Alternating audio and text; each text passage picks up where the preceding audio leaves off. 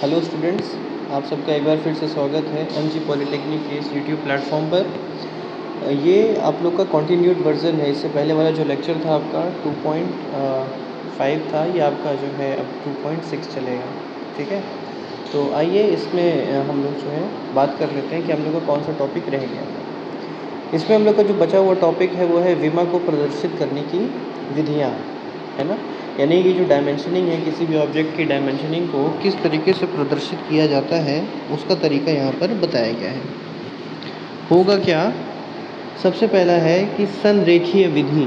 संरेखीय विधि का मतलब क्या है यहाँ पे कि विमा को विमा रेखा के मध्य, ऊपर तथा समांतर लिखा जाना चाहिए। ठीक है, इस विमा को इस प्रकार लिखा जाता है कि इसको ड्राइंग के नीचे या दाहिने तरफ से पढ़ा जा सके।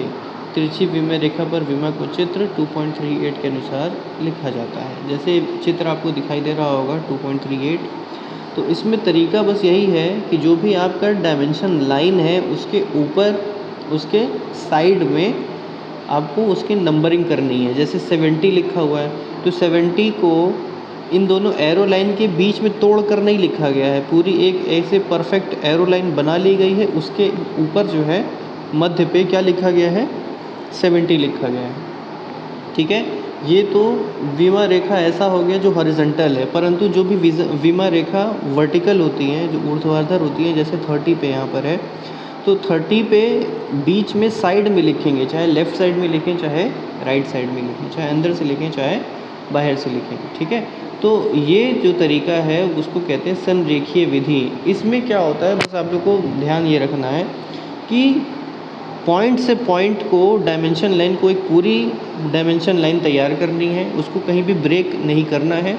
लाइन तैयार होने के बाद ये डिपेंड करता है कि साइड में लिखें या ऊपर में लिखें। जैसे आपका डायमेंशन लाइन बिल्कुल स्ट्रेट आ रहा है हॉरिजॉन्टली, है ना, जैसे इस केस में है बिल्कुल हॉरिजॉन्टली आ रहा है 70, तो 70 इसके ऊपर लिख दिया आपने। ठीक है, परंतु विमा रेखा अगर ये 30 वर्टिकल आता है तो आप या तो इस साइड में लिखेंगे या तो इस साइड में लिखेंगे, कोई भी एक साइड आप चूज़ कर सकते हैं। तो इस विधि को आप कहते हैं संरेखीय विधि। ठीक है, दूसरा है दिशाहीन विधि। दिशाहीन विधि जो है 2.39 में दर्शाया गया है। इसमें ये बताया जाता है कि आपको जो भी लाइन लेनी पड़ती है तो वो बीच में ही, डायमेंशन लाइन को बीच में तोड़ कर लिखा जाता है। जैसे कि देखिए ये 30 वाला दिखाई दे रहा होगा आपको, डायमीटर 30 दिख रहा है। इसमें एक प्रॉपर एरो लाइन जा रही थी, डायमेंशन लाइन जा रही थी, परंतु उसे साइड में आगे पीछे न लिख करके बीचों बीच लिखा गया है, ब्रेक कर करके। ठीक है ना, तो ऐसे आप लोग को विमा रेखा को आप क्या कहेंगे, दिशाहीन विधि। ठीक है, इसके बाद ये टॉपिक आता है कि आकृतियों की पहचान। ठीक, इसमें क्या करते हैं, जैसे इसमें लिखा हुआ है वृत्तीय अनुप्रस्थ काट के व्यास को प्रदर्शित करने के लिए फाई चिन्ह का प्रयोग किया जाता है। अच्छा, कुछ चीज़ें इसमें ऐसी हैं डायमेंशन में जिससे आपको पढ़ करके, सिंबल से समझ करके, मतलब आप लोग को ज्ञात करना होगा कि ये किस चीज़ का पूछ रहा है ना। जैसे कि मान लो यहाँ पे एक सिलेंड्रिकल फॉर्म है। सिलेंड्रिकल फॉर्म का जब आप उसका रेडियस दिखाएंगे तो आपको यहाँ पे फाई लगाना पड़ेगा। जैसे कि 550 लिखा हुआ है ना, जैसे कि 530 लिखा हुआ है, जैसे इस साइड में 532 लिखा हुआ है। तो ये फाई का मतलब है कि ये गोलाकार है, लेकिन फ्रंट व्यू से देखने पर सिर्फ रेक्टेंगल दिखाई दे रहा है। तो रेक्टेंगल दिखाई दे रहा है तो उसकी हम लोग सिर्फ दिशा नहीं बताएंगे बस, बल्कि उसको हम लोग डायमीटर है ये, उस चीज़ को भी बताते हैं। दूसरा है चाप की त्रिज्या को प्रदर्शित करने के लिए आर चिन्ह का प्रयोग किया जाता है। आर चिन्ह का प्रयोग किया जाता है। जैसे कि कर्वेचर है या फिर रेडियस है, रेडियस दिखाने के लिए किसी भी सर्कल का, जैसे 50 रेडियस है तो R50 लिखेंगे, जिससे आपको पता चलेगा कि ये सर्कल का या चाप का क्या है, रेडियस है। ठीक है, तीसरा है वर्ग को प्रदर्शित करने के लिए स्क्वायर का प्रयोग करते हैं। ठीक है, गोलीय आकार का त्रिज्या प्रदर्शित करने के लिए SR का प्रयोग करते हैं। अच्छा देखिए, जैसे जो सॉलिड होता है, स्फीयर है ना, वो तो 3D में होता है, परंतु अगर उसका आप मॉडल बनाएंगे और उसकी डायमेंशनिंग करेंगे तो आपको लगेगा कि एक सर्कल बना हुआ है। सर्कल के डायमीटर को आप सीधा नंबरिंग से तो दिखा सकते हैं, लेकिन कोई भी स्फेरिकल बॉल है उसका डायमीटर दिखाने के लिए एस आर लिखना पड़ेगा। एस से स्फेरिकल, आर से रेडियस। तो जितना भी स्फेरिकल बॉल है, अगर ना गोलीय आकार के त्रिज्या प्रदर्शित करने के लिए क्या प्रयोग करेंगे आप,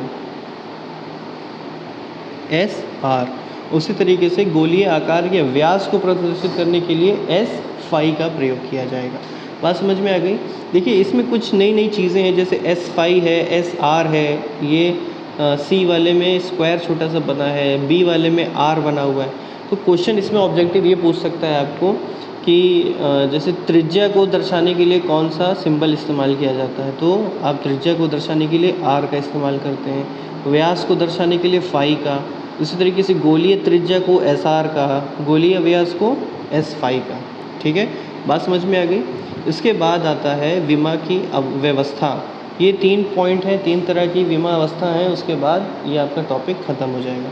सबसे पहला है श्रृंखला विमाकरण, यानी कि इसमें किसी भी ऑब्जेक्ट को डायमेंशनिंग करने के लिए लाइन बाय लाइन यानी सीरीज़ वे में डायमेंशनिंग करते चले जाते हैं। जैसे देखिए हम लोग सीधा डायरेक्ट यहाँ से भी ऐसा भी ले सकते हैं इसको, यहाँ से यहाँ तक डायरेक्ट, लेकिन बीच में कुछ कट्स बने हुए हैं, तो इसीलिए सबसे पहले इसको यहाँ से यहाँ तक दर्शा दिया, वो 160 है, फिर यहाँ से यहाँ तक दर्शा दिया 30 है, फिर यहाँ से यहाँ तक दर्शा दिया ये कितना है 85 है।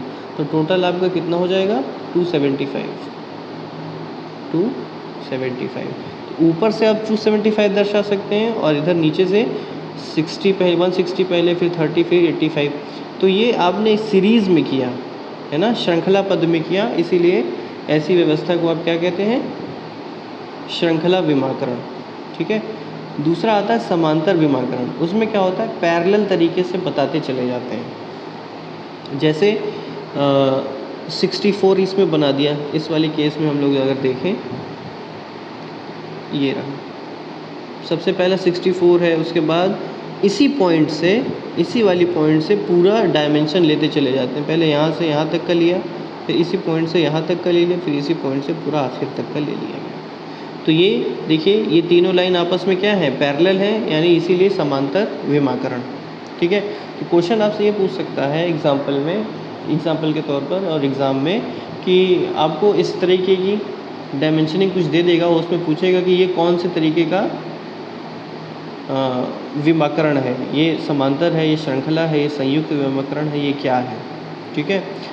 नेक्स्ट जो आता है वो है संयुक्त विमाकरण। संयुक्त विमाकरण में क्या होता है बच्चों कि ये दोनों का कॉम्पोजिशन होता है, दोनों से मिलकर बना होता है, यानी कि इसमें कुछ विमाकरण ऐसे होते हैं जो श्रृंखला भी होते हैं और समांतर भी होते हैं, है ना।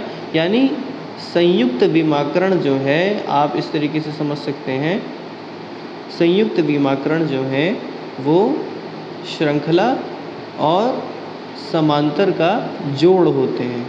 यानी ऐसी पद्धति होती है, ऐसा सिस्टम होता है जिसमें श्रृंखला विमाकरण का भी तरीका अपनाया गया है और समांतर विमाकरण का भी तरीका अपनाया जाता है। तो ये 3 तरह की विमा की अवस्थाएं थीं। इसी पर बेस्ड आप लोग को क्वेश्चन पूछ सकता है, और जो जो क्वेश्चन पूछ सकते हैं वो बच्चों हम लोग ने यहाँ पर डिस्कशन कर लिया। साथ ही इसके कि हम लोग अब इसका एक ऑब्जेक्टिव क्वेश्चन आप लोग के लिए तैयार करेंगे, ठीक है, और उसके बाद आप इसको हल करेंगे। इसके बाद बच्चों जब भी हम लोग के लेक्चर तैयार होगा तो वो नेक्स्ट वाले यूनिट पर होगा, जो कि है viewing objects in 3D spaces. ठीक है। अब देखिए बच्चों, हम लोग के ऐसे हालात हैं कि हम लोग को यूट्यूब पर और वीडियो के ज़रिए सब क्लासेस लेनी पड़ रही हैं, परंतु ये कोई क्लास बिना कंप्यूटर की ये बिल्कुल समझ में नहीं आएगी। ठीक, क्योंकि ये सब्जेक्ट ही कंप्यूटर एडेड डिज़ाइन है ना, इसमें सब्जेक्ट में ही कंप्यूटर लगा हुआ है कि अगर आप कंप्यूटर देखेंगे नहीं, उस पर चला के कोई चीज़ सीखेंगे नहीं, तब तक ये डायमेंशनिंग थोड़ी ना समझ में आने वाली है।